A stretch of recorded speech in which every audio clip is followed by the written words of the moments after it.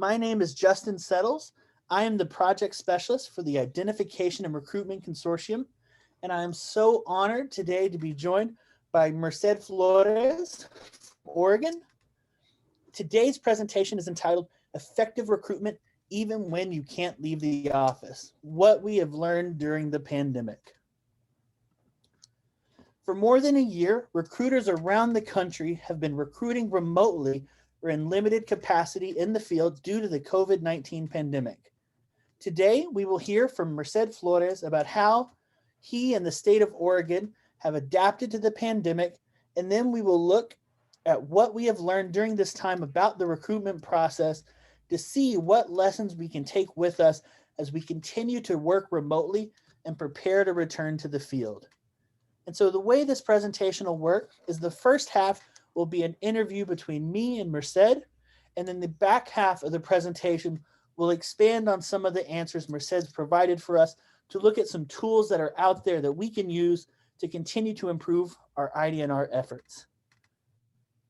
So to begin with, Merced, could you please introduce yourself?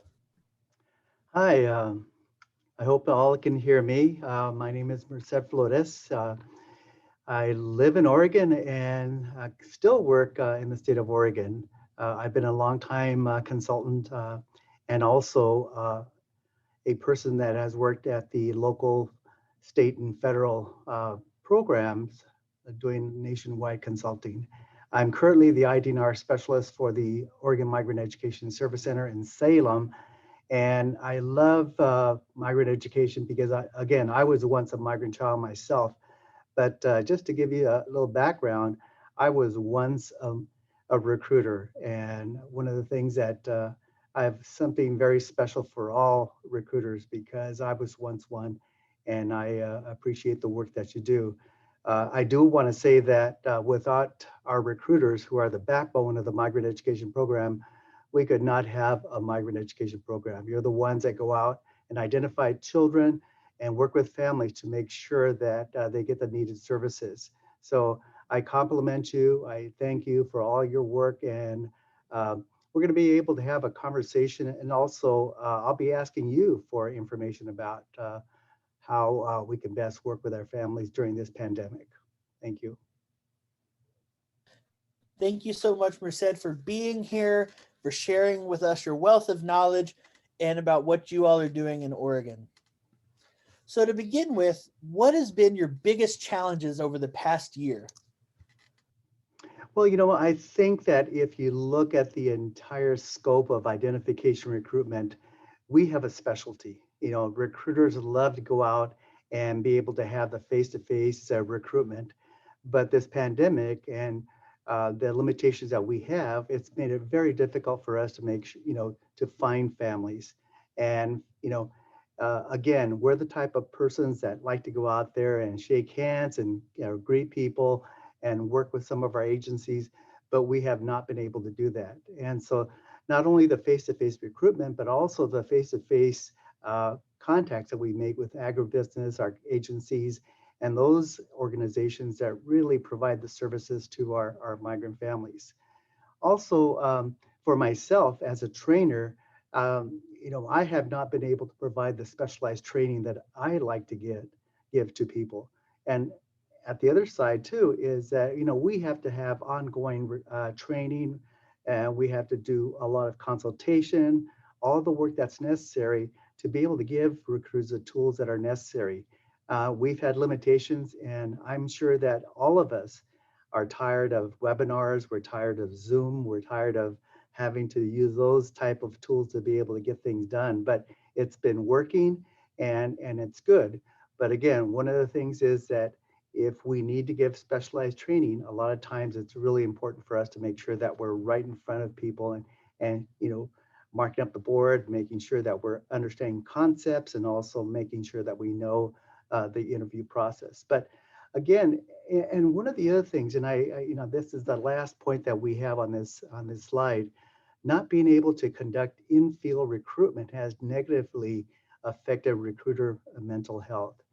By that is, we as recruiters like to get out and work with people and make the contacts, but Sometimes we're thinking at this point, am I able to go back out there and recruit again? Am I able to work with families? Do I have the tools I once have? You know, can I get back to what I was doing and be successful? So those things have been challenges. And so that has really affected the types of things that we're currently doing. I know that all of us are different. States are, getting back into contacting families and doing the face-to-face, but many states are not doing anything like that at all. I know that Oregon is not. So we're having to do a number of things by phone or by Zoom. And this is, again, it's not bringing the numbers that we want to be able to do, but not necessarily the numbers. We want to be able to provide the services to our families. And what have you learned over the past year as we move to doing recruiting remotely? Well, one of the things that I know that, and I talk to recruiters every single day, is that, they're incredibly resilient and they excel at finding innovative solutions. Um, I do get, calls from staff asking, is it time? Is it time? Can we go out there and start making contacts with families? But, we're going to find ways to be able to work with families and contact families. But the other thing too is that speaking of families, migrant families continue to be some of the strongest communities in the country. Being a former migrant myself, um, we always found ways to be able to get things done, to be able to put food on the table, to be able to work together to make things happen. But again, if you look at how migrant families survive in this pandemic, it's really been uh, something that we haven't had to we've never had this challenge before. So I think that migrant families continue to be very strong. They need to be people that can give us lessons and show us what we might be able to do. I think also the one thing is recruit relationships with families, contractors, and agro business owners are critical for the success of the program. We have the success of the migrant education program is contacting our agencies, working with, across the board with different organizations that provide services to migrant children.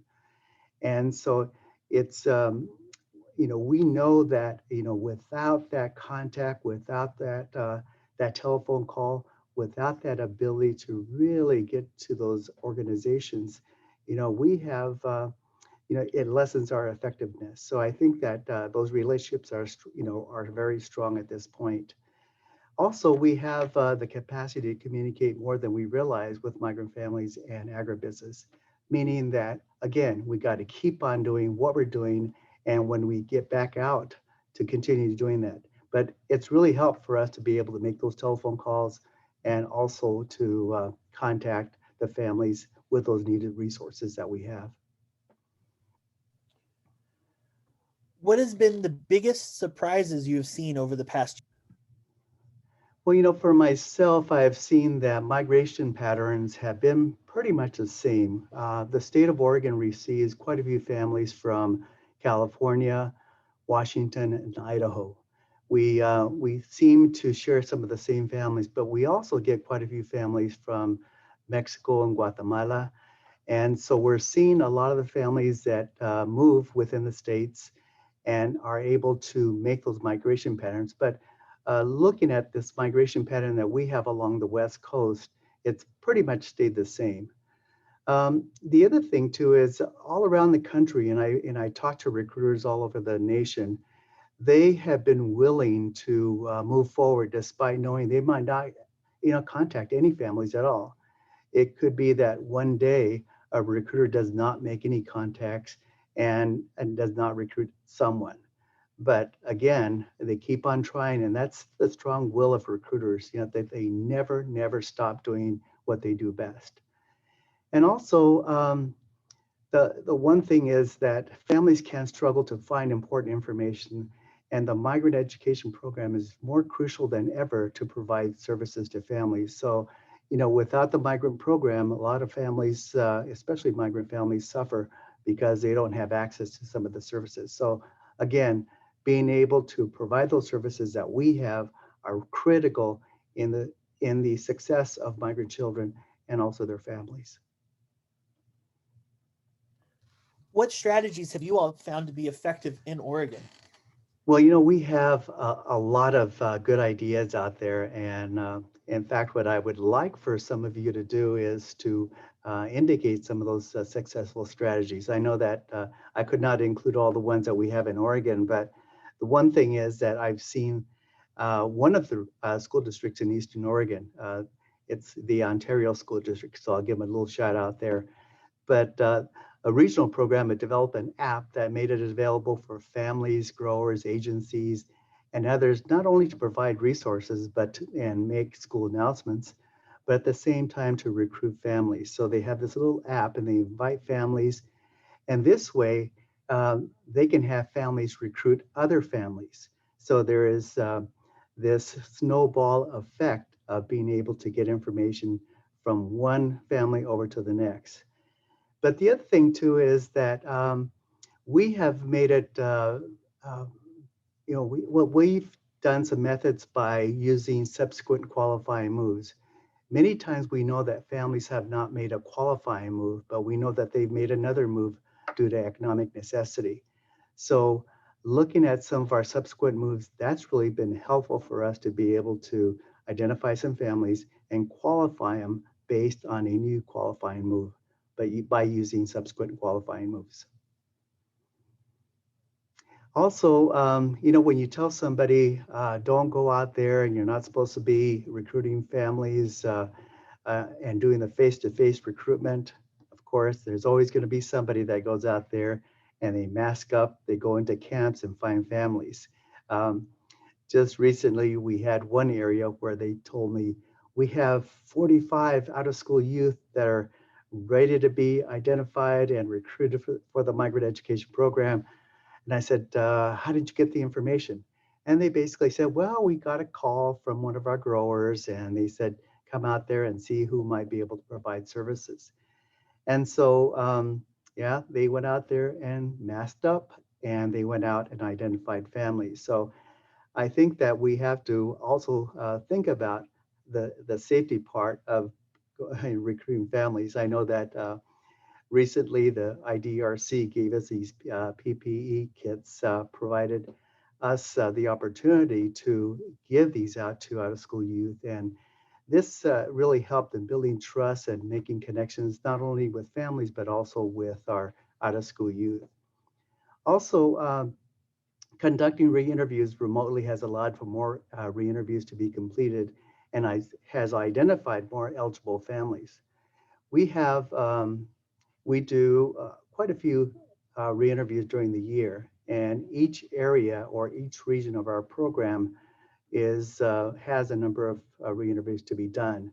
We have a really quite and also very qualified re-interview specialist. She's out there in the audience right now. Her name is Sandra Gibson. But she's able to go out there and talk to families and find out, have you made a more recent move? We've also found out, oh, I didn't make a move, but I did move for economic necessity. So we're able to get that information, bring it back to our office, get that information out to those regions, and even to some states that might be able to benefit from our re-interview processes. How has the pandemic changed your perspective on recruiting?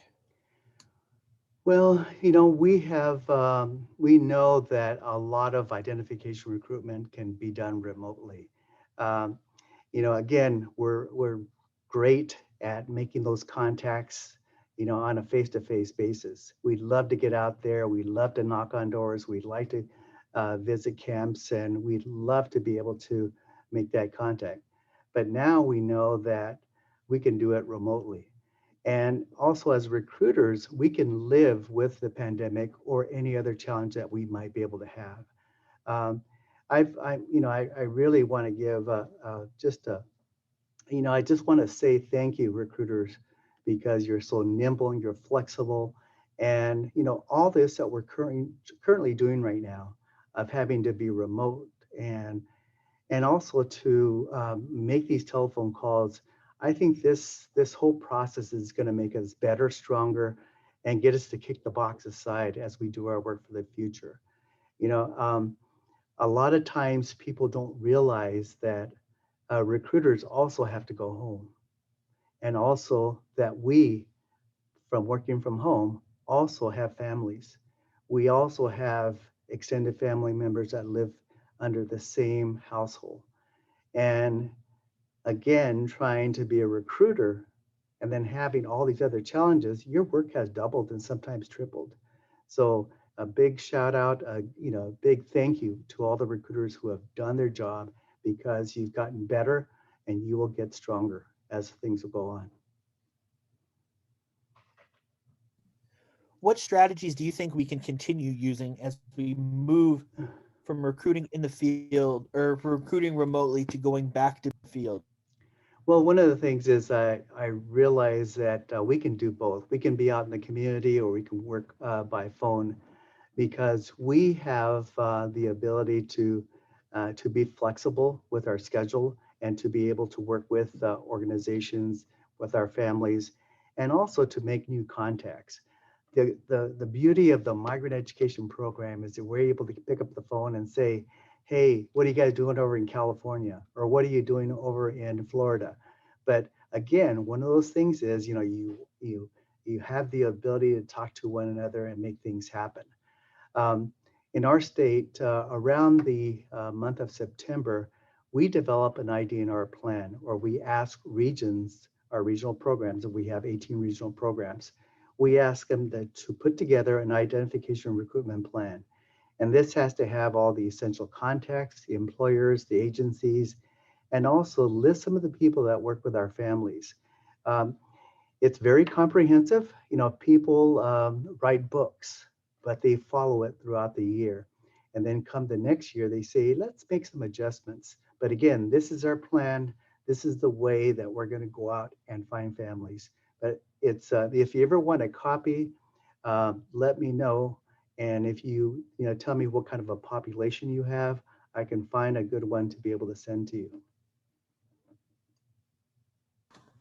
Thank you so much, Merced, for the information and the encouragement. I would also, really love to reiterate what you said and thank all the recruiters that are attending here, the supervisors, the data specialists, for all the terrific work that everybody has done. It's really been inspiring to see how MEP and especially ID&R staff all over the country have banded together over the last year in order to make sure that we continue to provide the best services and to reach our families who are already so hard to reach. And so if anybody has a takeaway from this presentation, let's celebrate the work that you all have done. And so as we move forward and continue to look to the future, currently right now the future of identification around the recruitment is around the country is still very uncertain because of the ongoing pandemic. Some states have been able to get vaccines for their staff, and especially for those essential workers and the farm workers, whereas other states continue to struggle to get enough vaccines. And so some states are starting to move back out into the field. Some states, have been out into the field for a couple months, but other states are still looking and probably won't be able to get back into the field at least until the fall. And so as we look forward to the future, everything is still really uncertain. But recruiters need to be prepared in order to do both, to be able to continue to work remotely and to return into the field. And so as we move forward with the presentation, we're going to discuss some strategies that we can use both in the field and remotely. And I would like to share that this presentation, again, will be fully available for everybody at the end. All documents that we talk about will be available. I can work with Merced to try to get a copy of their ID&R plan to share, that we can post maybe, so that, or you can email us and reach out. We would love to share it with those that have attended.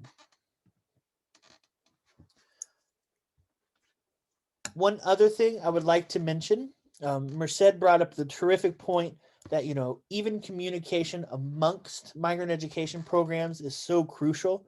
I think if the pandemic has taught us one thing, as he said, it's really, really easy, a lot easier than we had thought, just to pick up a phone, to send an email, to reach out to colleagues that are working with other states, to talk with them about how they are handling things, to see what they are doing, so that we can learn from one another what some of the best strategies are. Merced had mentioned at the beginning that we also, if there's a strategy that you all have been employing in your own state, feel free to let us know in chat. We would love to hear about it. We would love to hear about what's working for you all. And right now, this week, as we have been working with the Summer Recruitment Institute, I encourage everybody to get on the Whova app that we've been using to help organize this week and all the different presentations in the conference, to reach out to try to meet other people. It's a great opportunity. As I mentioned at the beginning of the presentation, we have people attending this virtual conference this week from nearly all 50 states. And so from the Whova app on your phone, you can download it. There's a forum there so you can participate and interact with others. You can make contacts with others. There's a place to introduce yourself. And so take this opportunity to go and meet recruiters from other parts of the country. So now let's talk about some strategies that we can continue to use remotely, as well as we start to getting back out into the field. I think one of the key things that have proven to be successful during this time of working remotely, and one of the key reasons so many states have been successful, is that they have been able to make sure that they are organized and have proper planning. Merced mentioned their ID&R plan and how crucial that has been. And I think for all of us, it's never too early to start planning. He mentioned that Oregon does their ID&R plan in the beginning of September. And I think for you all, it's crucial for each state to have a statewide ID&R plan, but recruiters as well can have individual plans.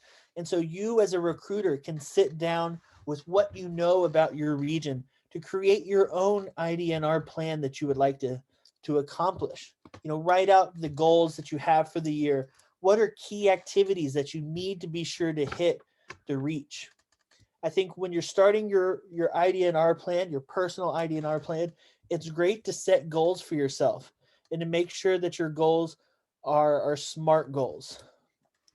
Setting goals is able to give recruiters targets that they can aim for and can really help you to organize your thoughts. One of the things that I have found, I've been working with the Migrant Education Program for over 8 years, and there's so much information available to recruiters out there that at times it can be overwhelming. And I think many recruiters often can get paralyzed by the amount of information that they have to work through in order to try to find families.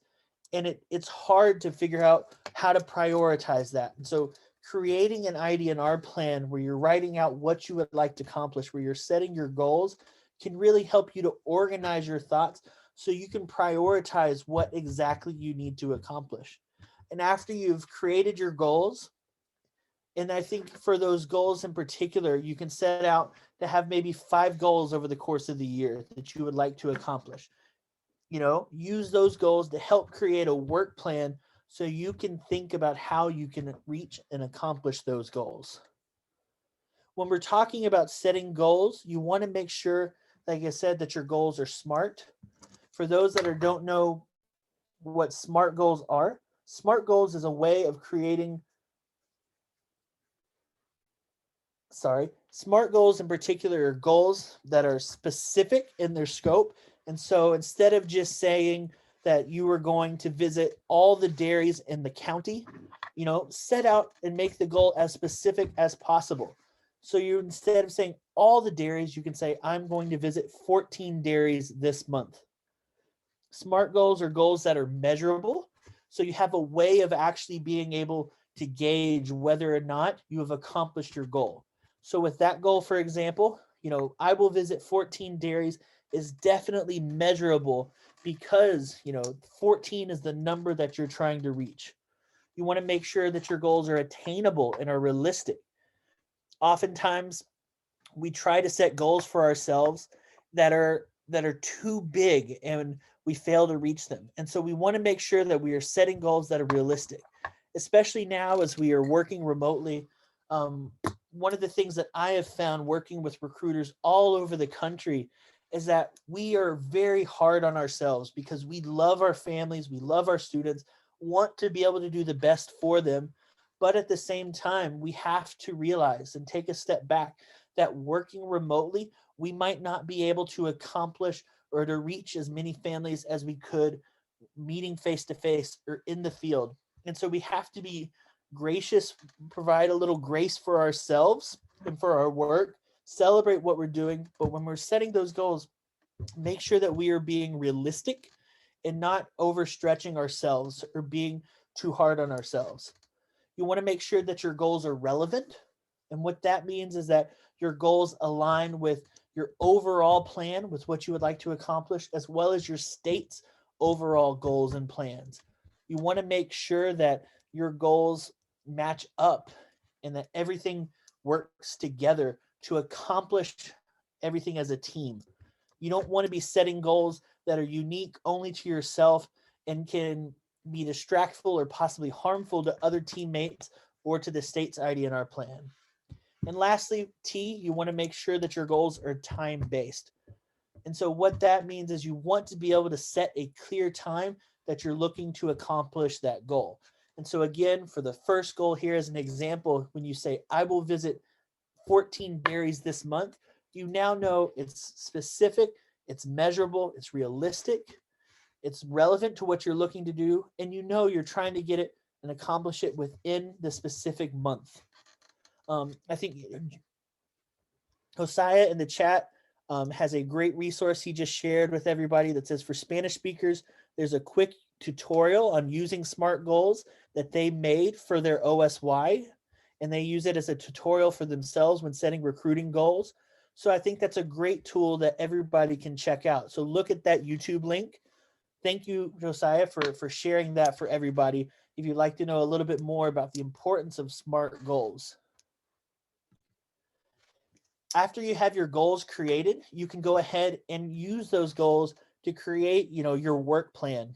And so I have here a screenshot of an example work plan that I created when I was working with the state of Tennessee.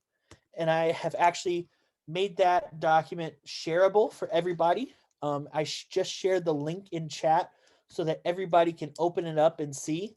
And the goal of creating this work plan, so when I was the ID&R manager for the state of Tennessee, I would try to work with the team, the ID&R team, to set goals and then create a work plan about quarterly, so once every 3 to 4 months, of exactly what we wanted to accomplish.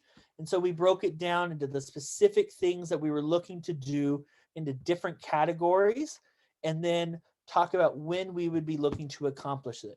And so in this particular work plan, we divided everything down into ID&R team training activities, MEP team activities. So that's, ID&R trainings, MEP team activities. So if anything that both service providers and the ID&R side were participating in, mapping and farm list documentation. One thing that I think we've learned about working remotely is that doing our research, making sure we're as knowledgeable as possible is crucial. And so putting in and setting aside that time to make sure that we are mapping out our areas, doing the research to find all those farms is critical for our success. Also setting out aside that time to plan. And so another category is planning activities. Then another category is IDR referrals. And so all the activities related to any potential referral that could come in, whether that be from occupational surveys, as well as M6 move notifications, referrals coming in from community organizations, any place that we might be pulling and drawing information in.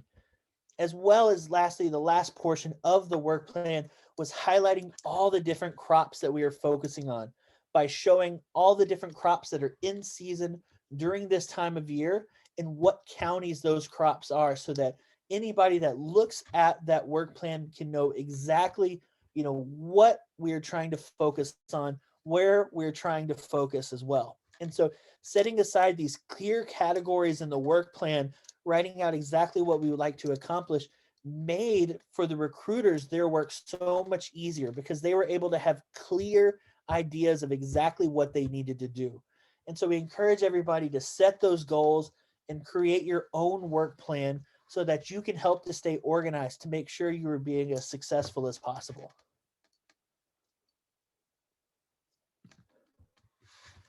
Next, we want to talk a little bit about data. And so as we mentioned, doing research is crucial. And so I think as we've gone to begin working remotely, many states around the country are turning more and more to their previous year's data as a source of inspiration for their recruiting. And so I know a lot of states, when they first started to work remotely, went back to try to see, okay, who previously moved to our state that maybe we can try to contact again. And so I encourage everybody to do the same, to go back, look at your data. And so try to get as much data as possible. Always review the students that have previously been identified and enrolled in the program. And the larger set of data that you have, the easier it is for you to start finding patterns. One thing is when I'm working with states, I always try to encourage them to go back to as many as 4 years in the data. And so for you specifically, go back, try to look and see who were all the students that you have recruited and enrolled over the past 4 to 5 years. Claudia in chat said that for them, they went back all the way back to 2012. And I think, again, the more data you have, the easier it will be for you to find and identify those patterns. And so that is a critical step. And so if you can work with your data specialist to see if you can get that data for yourself, so you can try to look at and locate. When you get that data of all the previous students that have been enrolled, you can sort the data by student name to locate students that have multiple QADs in order to help find those students who are moving regularly to your area. One of the things that I did in particular was, as I mentioned, that quarterly work plan going from January to April.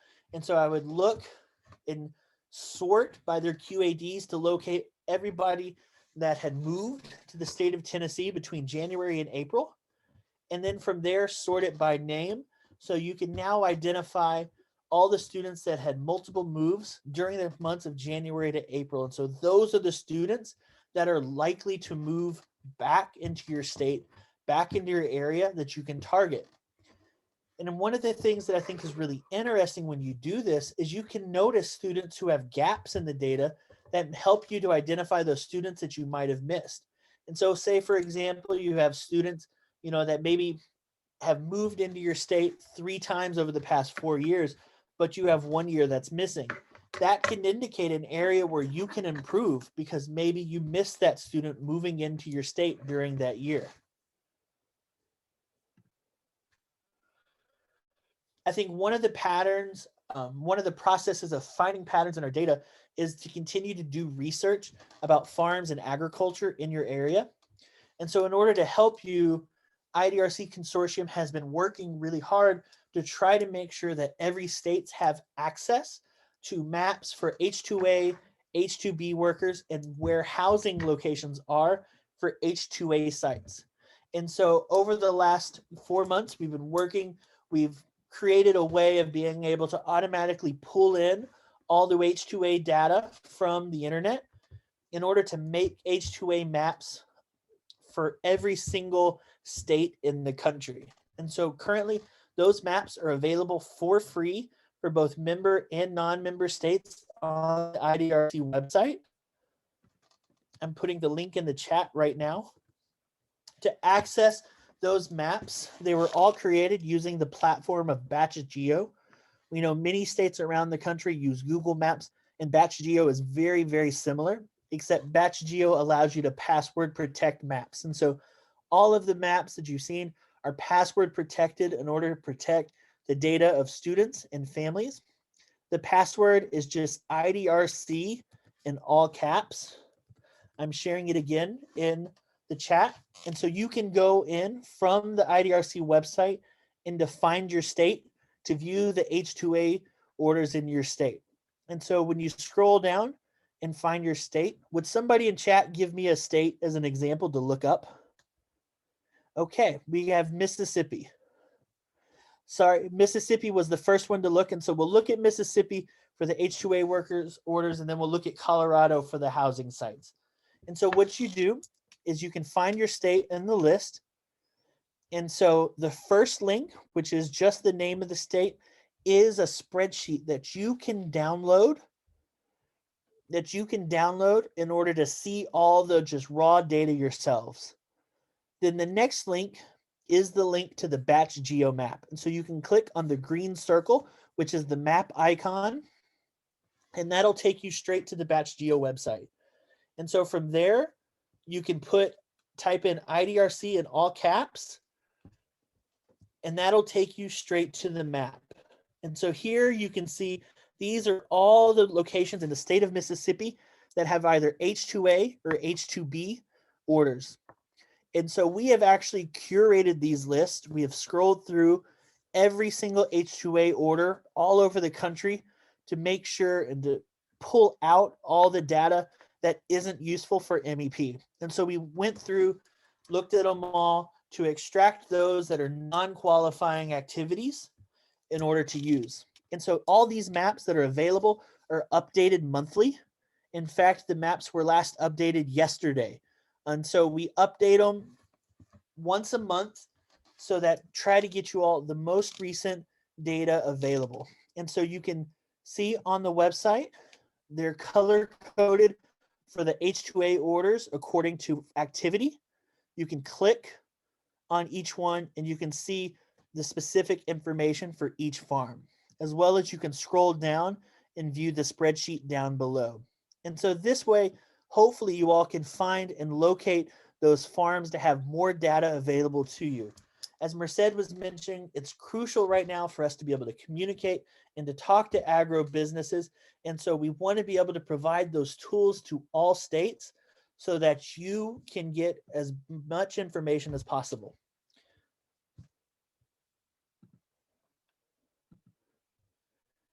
Now we're going to look, I want to show you all the housing sites. And so we had somebody mention Colorado. And so you have the state in the green circle that shows you the H2A farm orders. And then you have the housing, the blue house, which is a spreadsheet, which is the spreadsheet for all the houses. And then you have another icon, which is the map. We have somebody ask, how do you get to the maps again? I can show you also just straight from the IDRC website if you would like. If you go to the IDRC homepage, which is idrconsortium.net, you can actually scroll down, and here on the left, it'll say H2A, H2B state maps.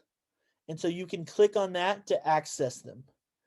And so the maps are first in order, according alphabetical order. The first set are member states. And so these are members of the IDRC consortium. And so if you don't see your state there, it'll be down below where it says other states. But whether you're a member state or a non-member state, all the maps are updated regularly in order to get the most recent information. And so as I mentioned, the blue housing is to download the spreadsheet of all the raw data of the housing sites. And then the housing map next to it actually shows you the map of the housing sites. So you can click on that and that'll take you to the Batch Geo website where you have all the housing addresses. Somebody asked, what if you need a password? All the maps have the same password. It's just the letters IDRC in all caps. So you can actually, one of the things that's really cool that I really like about the maps is that the URL for every single state map is the exact same. And so you can actually, and what I mean by that is it's the same for your state each month. And so you can save and favorite and bookmark the website. And so when the map is updated each month, you don't have to go back and search for it again. You just open up the page and it'll automatically be updated. And so all you have to do, bookmark your state's maps, and then you know that it's going to always be the latest data for you. So when we're looking at the housing site, the housing sites are actually color coded according to how many people are living on each site. And so you can see here for Colorado, you have a light blue is any site that has 1 to 7 people. The purple is 14 to 8 people. The yellow is 22 to 15 people, all the way up to red, which is 48 to 160 people. And so you can see exactly are the sites that have the most people that might be the most likely for you to find people that qualify for the program. And so we wanted to provide these tools for you again, so you have that data, that information available, so you can start contacting those agro businesses. It's a great opportunity to reach out to them if you haven't previously done so, to build those bridges, to maybe try to, share resources with them to see if they could, connect you with their workers, even if you're working remotely, to try to recruit them.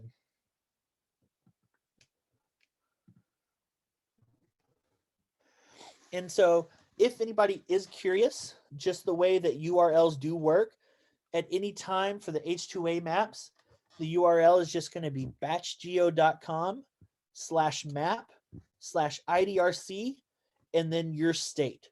So for example, here we just looked at Colorado.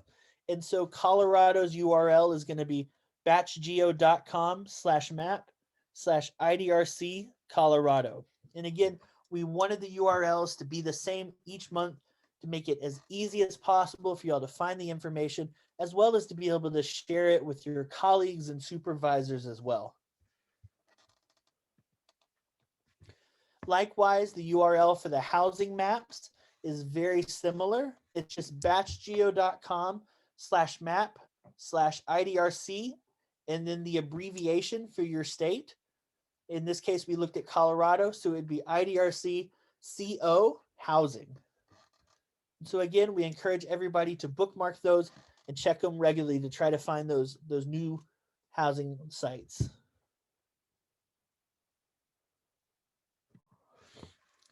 So as we're talking about organization and creating a plan, one other thing that I found really, really helpful is making sure that you create a call log to keep track of everybody that you've been talking to. And so I'm going to share with you all an example call log that I made, that I've shared with other states that they've been using, that recruiters have been using. You can use the data collected, those lists of students that you previously found and enrolled, to help create this call log so you know exactly who you need to call and who you need to follow up with. These call logs are especially helpful for contacting families, who maybe qualify, but might not currently be engaged in agriculture. Merced talked specifically about those subsequent moves and how important they are. And so these call logs really help you to find and to locate those families, because if they've previously been enrolled in the program, it's possible that they could have made another move and still might qualify. Use the call log to track who it is that you want to contact, when you attempted to contact them, what information you obtained from that call, and what kind of follow-up actions are needed. And so, organization is so key to making sure families don't slip through the cracks.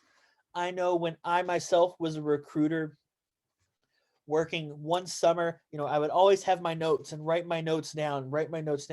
And at the end of the summer, I went back through and was looking at my notes, and I'd found a family that I had circled that had told me that they were going to be arriving, in a few weeks.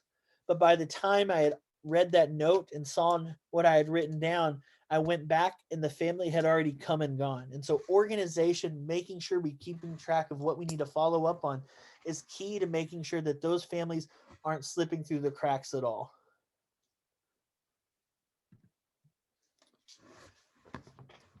And so now let's talk a little bit more about those subsequent moves. So families now, because of the pandemic, one of the things that we have seen is that a lot of families are moving more and more into urban areas. And so families are moving into higher population areas where they have easier access to social services. Traditionally, agricultural families that have lived in rural areas have struggled to find help with things like housing or food banks, clothing donations, stuff like that. And so moving into higher population areas gives them better access to those resources to help when times are tough, like it is during the pandemic.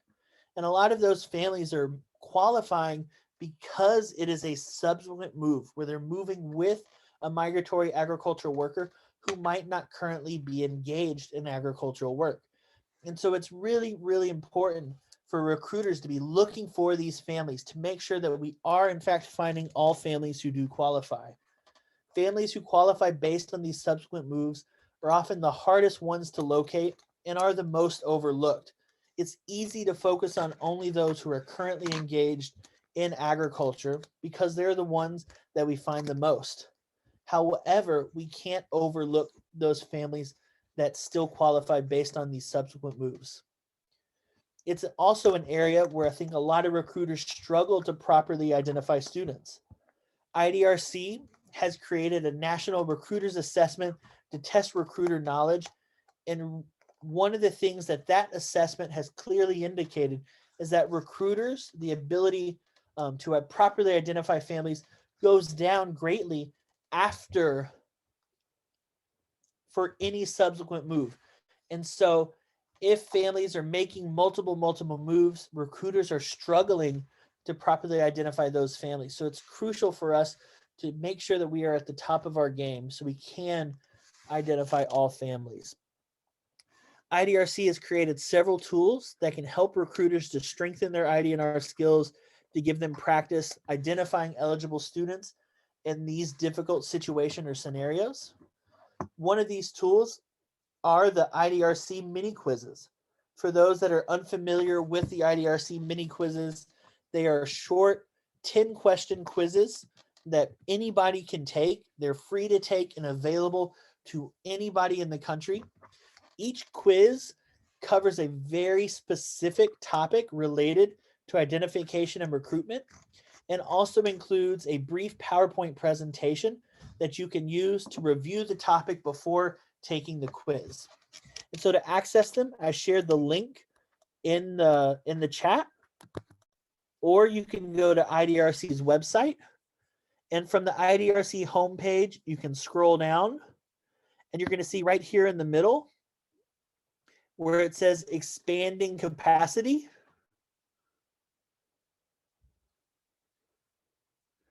And you can see where it says IDR mini quizzes. And if you find the IDR mini quizzes, you can see on the left the list of the quizzes available, and on the right are all the training modules available. We also presented another presentation earlier this morning that was all about the IDRC skills assessment as well as mini quizzes. And so if you would like to know more about it and see exactly, what mini quizzes are available, we encourage you to check out that presentation. One of the other tools that IDRC has created in order to help recruiters strengthen their skills to hopefully better locate these students on their subsequent moves is the IDRC Skills Competency Assessment. This summer, we are unveiling a very new skills competency assessment that's going to be available for free to all states. And it's a 40-question assessment that covers all topics of ID&R. All questions are broken down into 12 different categories. And so when you take it, you get your results back. You see exactly how many questions in each category you missed. So you can identify exactly what areas related to eligibility you need to study up on so that you can improve. And so we're going to be announcing that new skills competency assessment in our newsletter probably around June. We want it ready by the summer. So be on the lookout for that. I also want to highlight our monthly scenario newsletter. It's a new initiative that we started in January at the beginning of this year. And so on the first of each month, we send out a newsletter to anybody that signed up. I'm pasting the link to sign up in the chat for anybody that is interested. And it's a newsletter that's sent out once a month that includes at least 4 brand new eligibility scenarios for recruiters to read and to practice. And so one of the things as we've talked to states all over the country, we regularly hear back from states that recruiters need more practice scenarios.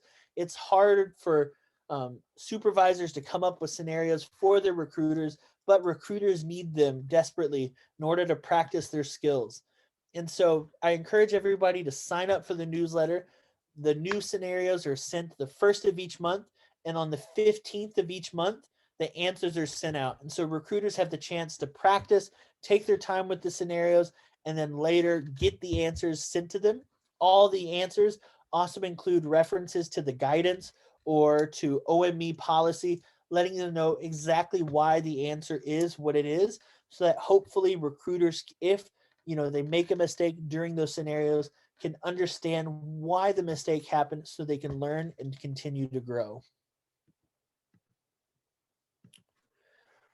I think one of the last things I would like to talk about and highlight that's been really crucial during the pandemic is that recruiters have to be able to expand your identification and recruitment network and create more and more community partners. Loopy in the chat mentioned a great point that one of the things that we have seen over the course since essentially the fall, since August and September, is that a lot of families, as schools were working remotely and allowing students to take class remotely, were moving while staying enrolled in their previous school. And so you maybe have families that have their home base, say in Florida, in the state of Washington, for example, that are moving for work, going to other states, while their students, their children are still currently enrolled in taking classes in the schools from their home state. And that makes it a lot harder to find and to locate those students, especially if we are working remotely, because we're not getting those surveys back from the school letting us know about the new students that are enrolled.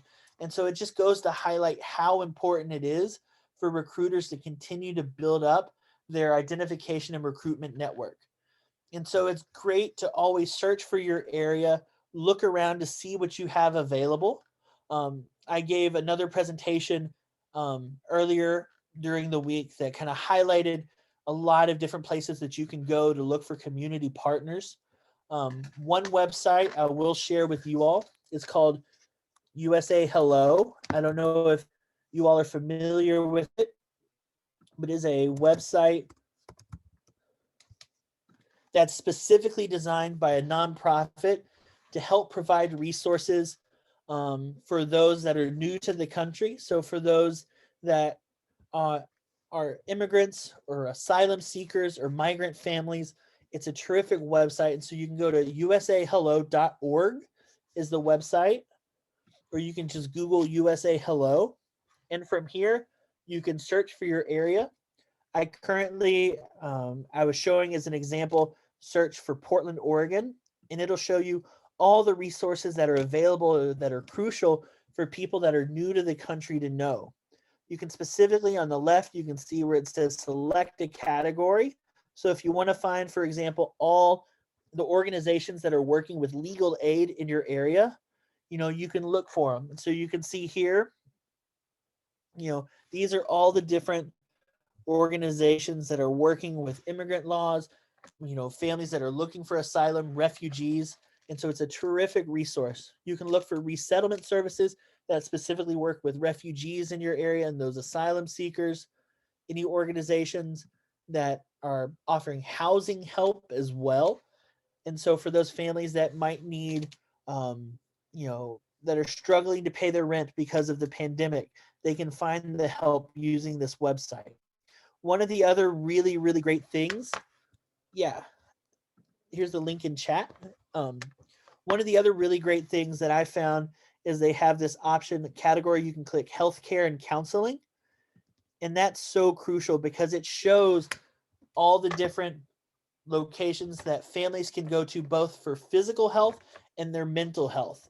Mental health is such an important topic within migrant families. And from talking to states all over the country, many states really, really struggle to find resources for migrant families related to mental health. And so I've used this website to locate, therapists, clinics that families can go to try to help them, get access to those mental health resources. And so as, recruiters continue to work and to build their networks, we are currently at IDRC working on creating a new resource bank of agencies that recruiters can work with around the country, to help build up their network. Agencies that are working with similar populations, working with migrant families, working with farm workers. And so sign up for our newsletter and be on the lookout for that, as we hope to unveil that resource bank soon.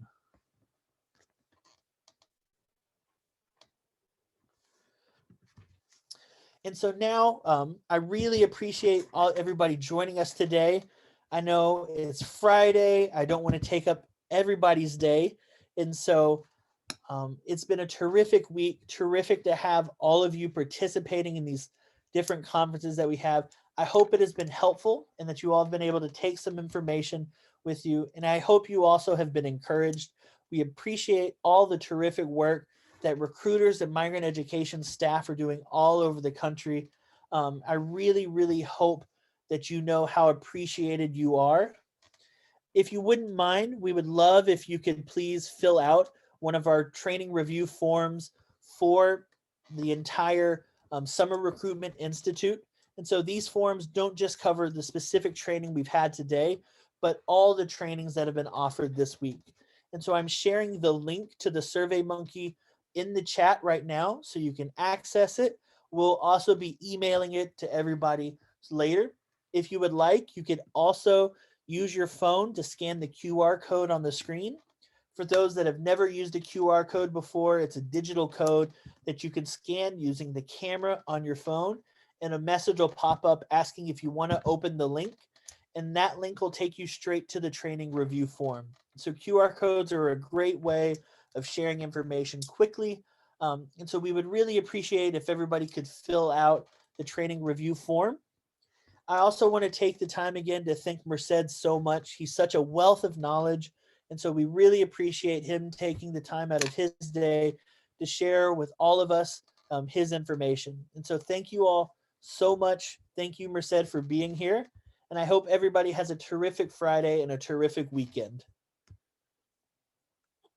If you all do need to contact me or would like to contact Merced, here is our contact info. Feel free to reach out.